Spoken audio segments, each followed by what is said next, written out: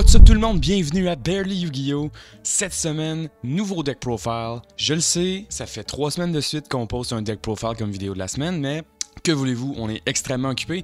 Puis les deck profiles, c'est les vidéos les plus faciles à filmer, les plus faciles à monter, donc on en profite. Ceci étant dit, cette semaine, je vous présente à nouveau mon deck Phantom Knights, qui est, je te dirais, en ce moment, une version budget de qu'est-ce que le deck pourrait être, essentiellement parce que je joue pas Destroyer Phoenix Enforcer, parce que sinon, j'ai vraiment toutes les cartes nécessaires au build du deck. C'est un deck qui est arrivé à un bon moment dans ma vie où j'étais rendu à me rendre à l'évidence que Danger Dark World, ça pouvait pas fonctionner à un niveau relativement compétitif, puis j'étais vraiment tanné de juste perdre mes games constamment. Fait que je me suis dit, c'est assez, je joue quelque chose de nouveau, je me force à apprendre quelque chose. J'ai décidé de jouer Phantom Knights, puis j'ai mis les petites spices que moi j'aime, j'ai mis les petites affaires spéciales, puis je suis content de faire un deck profile parce que la dernière fois que j'ai parlé de ce deck-là, c'est sur Master Duel, puis sur Master Duel, j'ai accès à Rongo Mignad, à Rongo évidemment, qui est essentiellement la win condition du deck sur Master Duel. Tout le deck existe seulement pour sortir Rongo, donc c'est pertinent de vous remontrer le deck en format TCG, surtout que Master Duel, on n'a pas de side deck non plus parce que c'est des single match et non des best out of 3. Sans plus tarder, let's go pour le deck profile. On va commencer par les monstres, évidemment.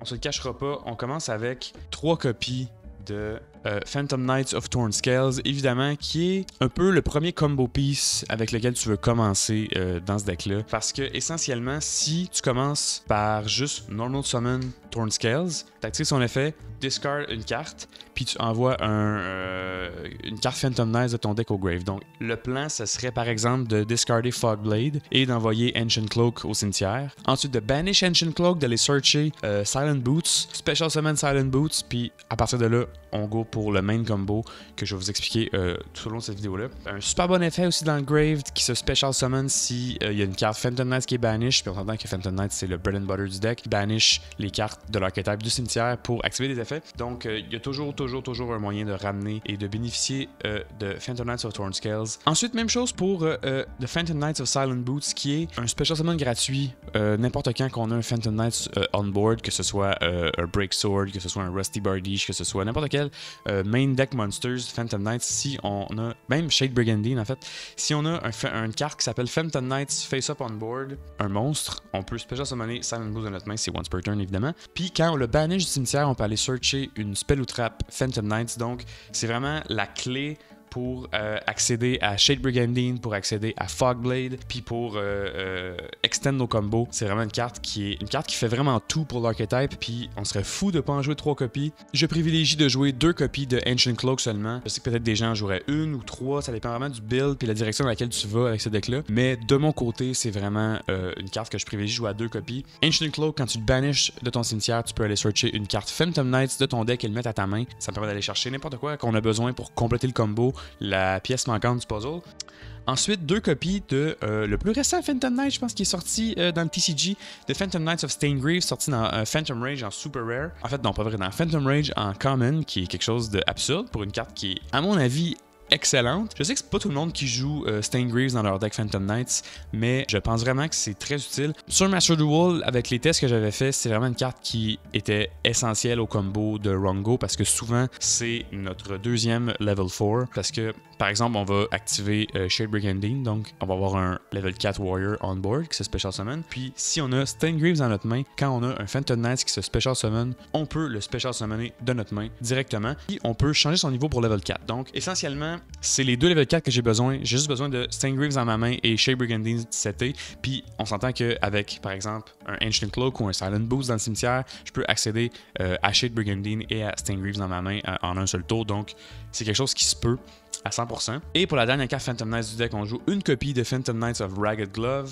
Souvent, Ragged Gloves, ça va être la carte que je vais envoyer au cimetière en dernier, par exemple avec Torn Scales, quand je suis à la fin de mon combo, parce que je vais avoir utilisé tous les effets de mes autres Phantom Knights dans ce tour-ci, puis c'est once per turn, donc je peux pas banish à l'infini des Silent Boots ou des Ancient Cloak pour trigger les effets. Donc, Ragged Gloves, c'est le cul du combo. Je l'envoie à la fin. Quand il est banish du grave, il me permet d'envoyer une autre carte Phantom Knights de mon deck au cimetière. C'est très très bon. Un Dark Xyz Monster qui a Ragged Glove comme matériel gagne 1000 d'attaque. Donc ça peut encore une fois nous permettre de closer des games ou même ça peut rendre notre Break Sword à 3000 d'attaque, ce qui est honnêtement non négligeable pour un Xyz à 2 level 3. C'est super bon. Alors voilà pour le package Phantom Knights. J'en joue pas tant que ça, mais j'en joue quand même pas mal. J'en joue une bonne portion des monstres du deck, c'est les Phantom Knights. Puis c'est vraiment le core de la stratégie. C'est un archetype qui a beaucoup de recurring. C'est très facile de pouvoir jouer à travers des interruptions avec ce deck-là parce que c'est des effets qui se banissent du grave. Il y a certaines cartes contre quoi ces archetypes-là fonctionnent pas bien, genre des Macrocosmos, je pense à Shen Shen de Virtual World qui banish. En fait, tout ce qui empêche d'activer des effets dans le grave, peut-être un Necro Valley, ça serait quand même vilain contre ce deck-là. Dans le méta, en ce moment, il n'y a pas grand-chose qui t'empêche d'activer des effets dans le grave parce que beaucoup de decks méta utilisent des effets dans le grave. Donc, c'est vraiment un archetype que je vous recommande, qui a été reprinté à la tonne. Je pense qu'il y a des cartes quasiment common pour tous les monstres du deck, sauf peut-être Thornscales. Donc, c'est très abordable. Ensuite, pour le reste des monstres, on joue pas mal de trucs un peu spicy, je vous dirais. On commence avec une copie de Tour Guide from the Underworld. Évidemment, Tour Guide, qui est la carte par excellence à jouer dans un deck qui est turbo level 3 comme Phantom Knights. Ça start mon combo. Le combo de base, là, c'est, je vais vous le dire, c'est summoner Cherubini du extra deck avec 2 level 3. Puis après, on pop off, on amène Sir des Burning Abyss. Après ça, link ça pour Rusty Bardiche. Puis là, on part de là, on fait nos combos, on finit avec un endboard, on peut aller dans plein de directions. Donc Tour Guide nous facilite ce combo-là. Ensuite, comme j'en ai parlé, on joue un petit package Burning Abyss. On joue Libic, Sir et Graf Malabranch of the Burning Abyss.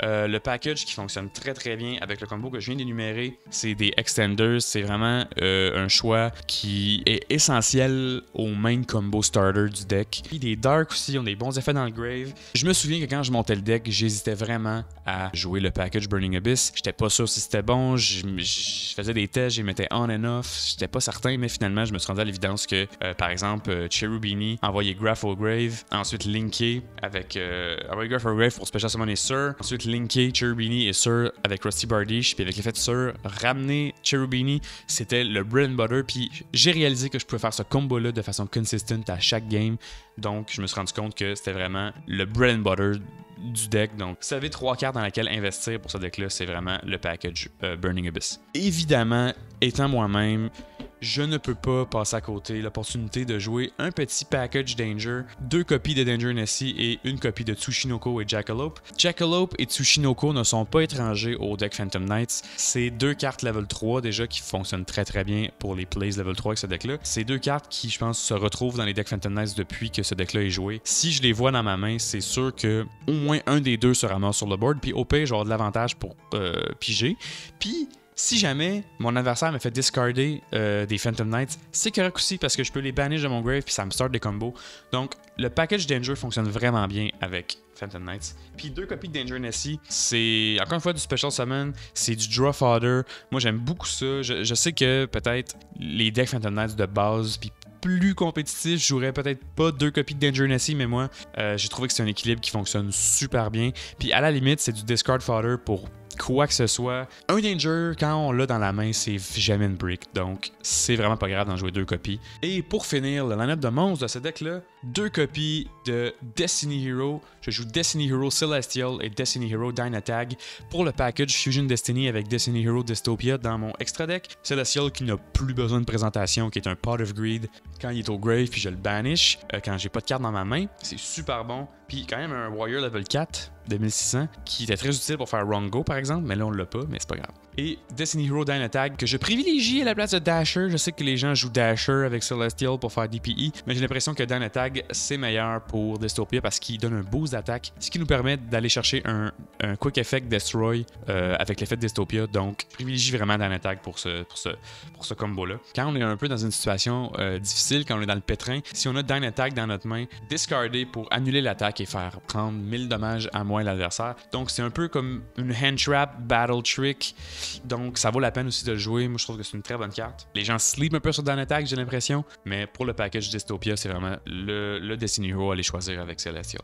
Et le dernier monstre du deck que je rentre dans le même deck, évidemment une copie de Ash Blossom et Joyous Spring. Je sais que je pourrais en jouer plus, mais pour l'instant ils sont dans le side deck. C'est ça qui est le fun avec le TCG comparé à Master Duel, c'est qu'on a accès à un side deck, c'est des match-ups de 3 games. Donc en jouant, je me sens pas trop mal de jouer juste une copie de Ash Blossom dans le main deck. Quand je la vois, je la vois. Quand je la vois pas, je la vois pas. C'est pas grave, mais on est toujours très content de bénéficier d'une hand traps contre les adversaires de nos jours. Ce qu'il faut savoir avec Phantom Knight, c'est que c'est pas un archetype qui prend avantage de beaucoup de spell cards. Donc, ça me permet de jouer beaucoup plus de traps, qui sont des traps un peu pour stun, puis pour ralentir le jeu, pour contrôler un peu le board de l'adversaire, contrôler les effets, contrôler les activations. Donc, c'est un deck qui nous permet de jouer des big hitters dans les spell cards, des floodgates aussi même. Donc, vous allez voir dans mon choix de spell, c'est assez spicy. Évidemment, 3 copies de Dark Ruler No More. Je sais que c'est pas tout le monde qui peut se permettre de jouer 3 copies de Dark Ruler No More parce que c'est pas une carte qui fonctionne dans toutes les stratégies, mais il y a plusieurs decks comme Phantom Knights qui peuvent en bénéficier. Donc, moi, c'est vraiment une carte que je privilégie de jouer. Je fais beaucoup de combos, je fais beaucoup de special summon. Going second, par exemple, je veux pouvoir avoir l'opportunité de go through avec mes combos. Donc, je peux jouer mes trucs tranquillement. À moins que je me fasse hand trap, c'est sûr, mais j'ai des trucs pour ça dans les spells aussi. Ensuite, comme la majorité du deck est dark, je joue 2 copies de Earlier of Darkness. Je sais que c'est un choix un peu... Je sais pas si c'est un choix aussi relevant en 2022 de jouer Earlier of Darkness dans un main deck. Comme le deck est dark, on en profite, c'est sûr, puis on banish quand même pas mal, puis j'ai des cartes dans le extra deck qui me permettent d'aller rechercher des monstres qui ont été banished, par exemple. Puis surtout, Earlier of Darkness, c'est un excellent hash bait. Souvent, quand je vais go second, puis j'ai une copie ou 2 de Earlier of Darkness dans ma main, je vais commencer mon tour en activant Earlier. Souvent, ce que ça envoie comme signal à l'adversaire, c'est que j'ai pas grand chose d'autre que je peux faire ce tour-ci, puis j'ai besoin de déclogger ma main, donc l'adversaire va 9 fois sur 10 prendre l'opportunité de hasher Earlier of Darkness. Puis moi, je m'en fous, j'en ai pas tant besoin. J'ai besoin, par exemple, de Thornscale Normal Summon ou, comme je vous ai parlé tantôt, Tour Guide Normal Summon. Puis je peux pop-off avec mon combo, donc si j'ai réussi à baiter un hash avec Earlier of Darkness, ça me permet de go through avec mes affaires, donc c'est super bon. Ensuite, on a une panoplie de one-of assez spicy dans ce deck-là. On commence avec une copie de Reinforcement of the Army. Essentiellement, ça me permet d'aller chercher n'importe quel Phantom Knights de mon deck. C'est super bon. Si ma main, c'est genre les 2 Destiny Hero puis les 3 Burning Abyss puis top deck Reinforcement of the Army, je suis correct. Je viens de décloguer ma main avec une seule carte. C'est un one-card combo. Ça me permet de lancer mes affaires instantanément. Donc, très bonne carte. J'en joue une copie. Ensuite, on a évidemment Called by the Grave. On n'est pas fou. C'est un format avec 1 million de hand traps. Il y a des Effect Veil, il y a des Ash Blossom, il y a des Drolan Logbird à tous les coins de rue. Donc, Call by the Grave, c'est une assurance contre ces cartes-là. C'est super bon. Ensuite, moi, je privilégie... je sais que je pourrais jouer, par exemple, d'autres choses, un Lightning Storm, un Forbidden Droplet et compagnie. Mais pour la version budget, je suis pas riche. J'ai une copie de Raigeki. Un board wipe à sens unique, essentiellement, ça se prend toujours bien. Dépendamment des match-ups, peut-être que je pourrais le sider pour un Harpy's Feather Duster, c'est certain. Mais dans le main deck, pour l'instant, Raigeki, c'est toujours surprenant. On joue aussi une copie de Super Polymerization pour le Storming Venom que je vais vous montrer dans le extra deck. C'est un Remnants de mon ancien deck Danger Dark World. Ça fonctionne aussi super bien avec Predaplan, Vertian Anaconda. On en joue une copie. J'en jouais 2 avant, mais j'ai vu qu'on a accès à Vertian Anaconda. Ça vaut pas la peine d'en jouer 2. Ça fonctionne très bien pour se sortir de la merde si, par exemple, en fin de combo, on réalise qu'on a poché quelque chose ou que notre adversaire a un monstre qui est difficilement facile à out. Un Super Poly, ça peut toujours nous sortir du pétrin. Et la dernière spell du deck, évidemment, une copie de Fusion Destiny. On n'est pas fou. Comme vous avez vu dans les monstres, on a Dynatag et Celestial pour jouer Destiny Hero Dystopia. Je le sais, c'est pas DPE.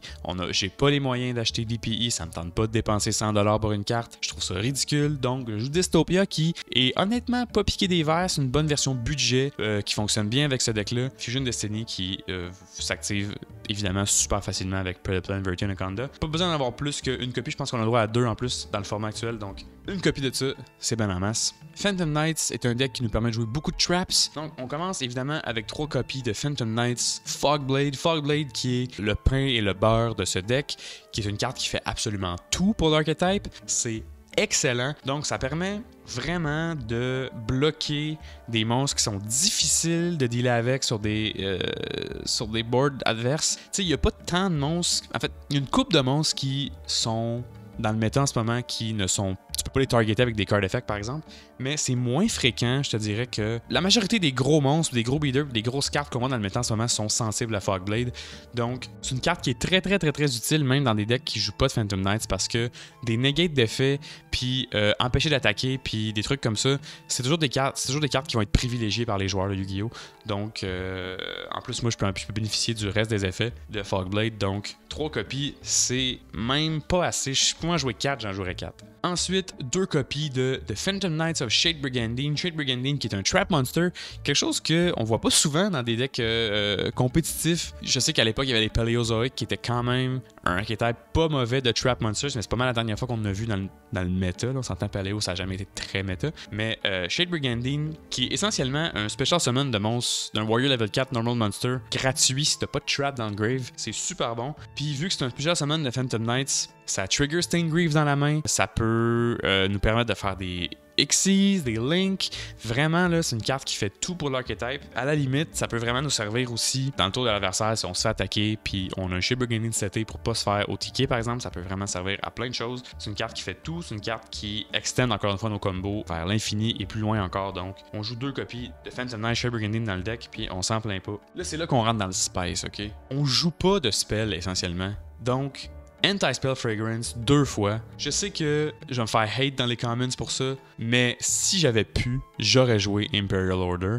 C'est sûr. Ça fait plusieurs semaines que j'ai le goût de faire ce deck profile-là. J'attendais la banlist justement, puis j'ai bien fait d'attendre parce qu'il a fallu que j'enlève Imperial Order de cette build-là. Parce qu'essentiellement, comme vous avez pu voir, les spells qu'on joue, c'est rien de qui est nécessaire au combo. C'est plus des extenders, des trucs comme ça. Même Fusion Destiny, si je l'active avec l'effet de Plan Vertin Anaconda, je peux la jouer. Donc je m'en crisse que je puisse pas activer de spell, tu sais. Anti-Spell Fragrance, ça cock-block énormément de decks en ce moment. Ça peut me permettre de gain un tour ou 2.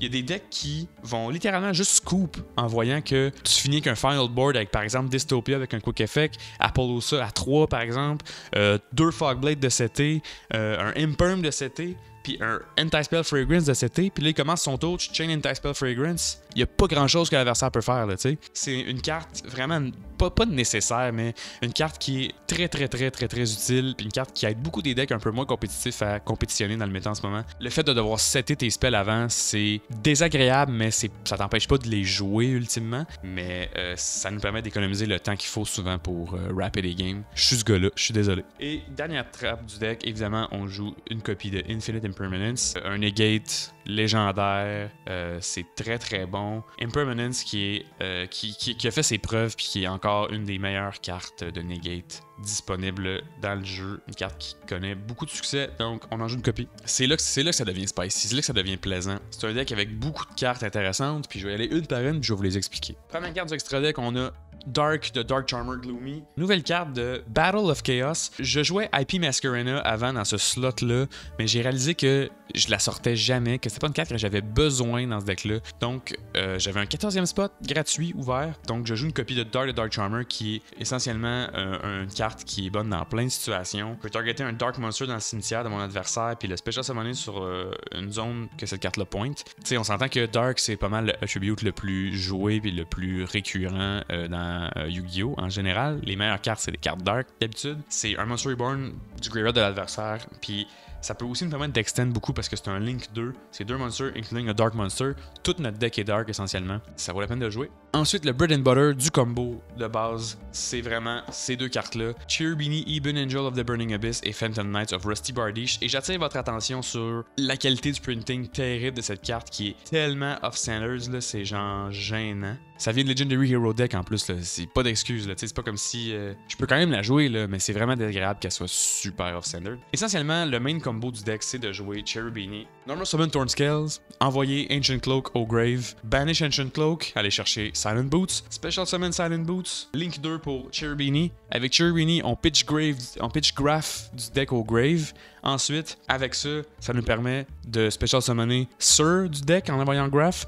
Avec Sir et Cherubini, on link 3 pour Rusty Bardiche. Avec l'effet de Sir au grave, on Special Summon Cherubini du grave. Donc, on finit avec un board qui est essentiellement Cherubini et Phantom Knights of Rusty Bardiche. Puis, à partir de là, on a Thornscale dans le grave. On a probablement Fogblade dans le grave qu'on a discardé pour l'effet de Thornscales. Puis, on a aussi Silent Boots dans le grave. Donc, on est seté pour extend, compléter nos combos, se bâtir un board, soit tour 1 pour locker l'adversaire ou tour 2 pour réagir à quoi que ce soit que l'adversaire a. Donc, c'est vraiment le bread and butter du deck, c'est le combo principal, c'est toujours ça qu'on fait. Je sais que c'est pas palpitant de dire ça, mais c'est vraiment le combo de base du deck. c'est ça. Cherubini et Rusty Bardiche, les deux meilleurs amis. Ensuite, on joue une panoplie de monstres pour gagner des games. Predaplan, Verti Anaconda, évidemment, pour le package Fusion Destiny, pour Super Poly aussi.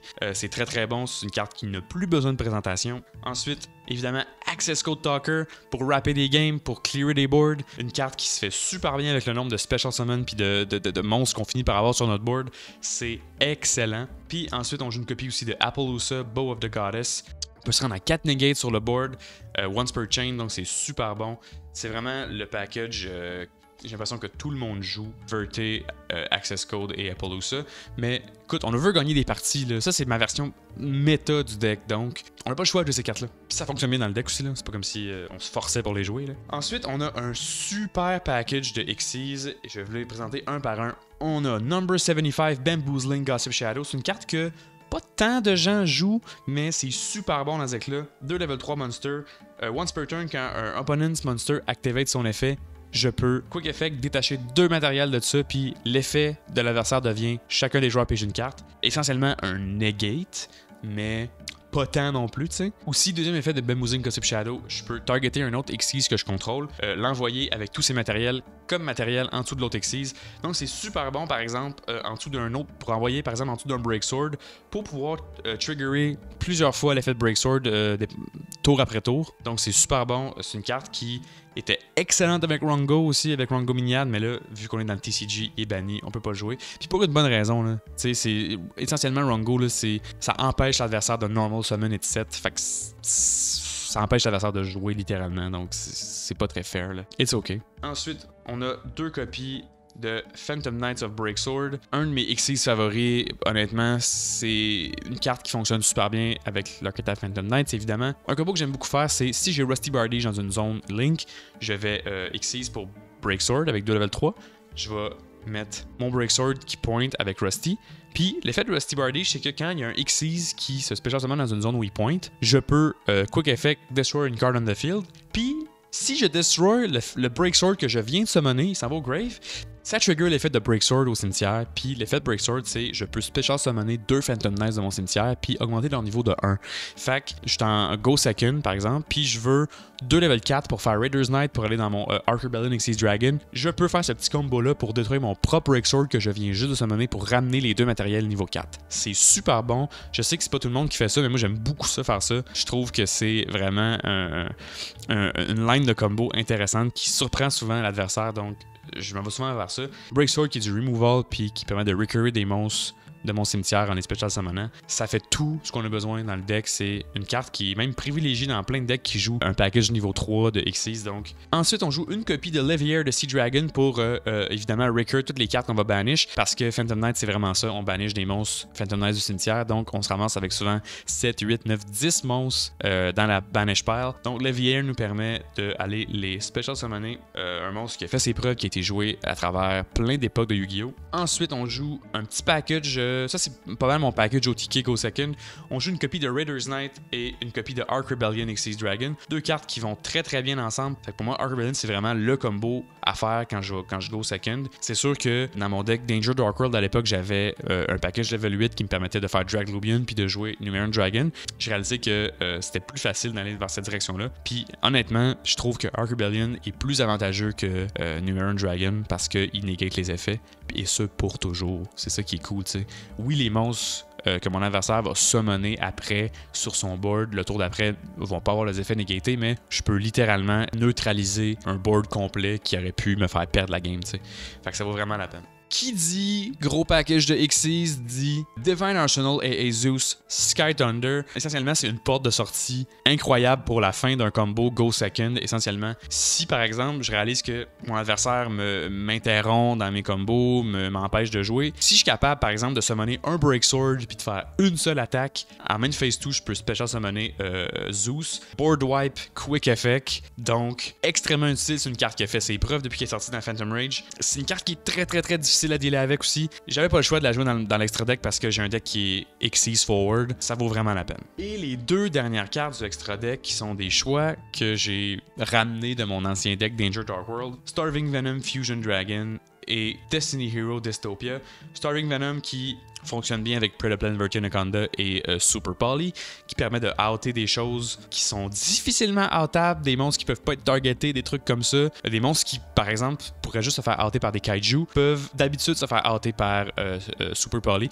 Super Poly, quand elle est activée, en plus, l'adversaire ne peut pas répondre. Donc, c'est vraiment un choix qui fonctionne bien dans mon deck puis qui me permet de me sortir de plein de situations difficiles. Dernière carte extra deck, Destiny Hero Dystopia. Un monstre que j'aime beaucoup, on s'entend, pourrait facilement être DPE, Destroyer Phoenix Enforcer. Je vais être honnête avec vous autres, j'aime beaucoup le package Dystopia. Je ne sais même pas si j'avais accès, par exemple, à Destroyer Phoenix Enforcer, si j'enlèverais Dystopia, parce que c'est pas la même carte, c'est utile dans d'autres situations, tu sais. Puis moi, ce que j'aime faire, en fait, c'est la stratégie que j'aime beaucoup faire. Par exemple, je go second, puis je fais mon petit combo bien tranquille, je finis par aller en battle phase, puis j'enlève, je sais pas, 6-7 000 points de vie à mon adversaire. Mon adversaire, il reste 1400 points de vie. En main phase 2, je vais prendre 2 monstres avec qui j'ai attaqué ce tour-ci. Je vais faire Predaplan, Verti Anaconda. Je vais summoner Dystopia, puis je vais burn 1600 pour rapper la game en main phase 2. C'est quelque chose que peu de joueurs s'attendent à facer, souvent. Donc ça surprend, puis c'est un combo qui est vraiment drôle, honnêtement, j'aime beaucoup ça.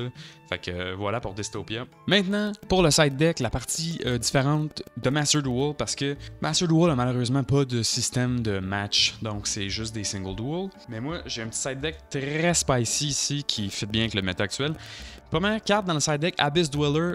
Je sais que c'est une carte que, encore une fois, pas tout le monde joue, mais moi, j'ai peur des fois des effets dans le grave de mon adversaire, donc je sais que j'ai accès à des level 4 facilement. Je privilégie de jouer une copie d'Abyss Dweller pour négater tous les effets du grave pendant le tour de mon adversaire.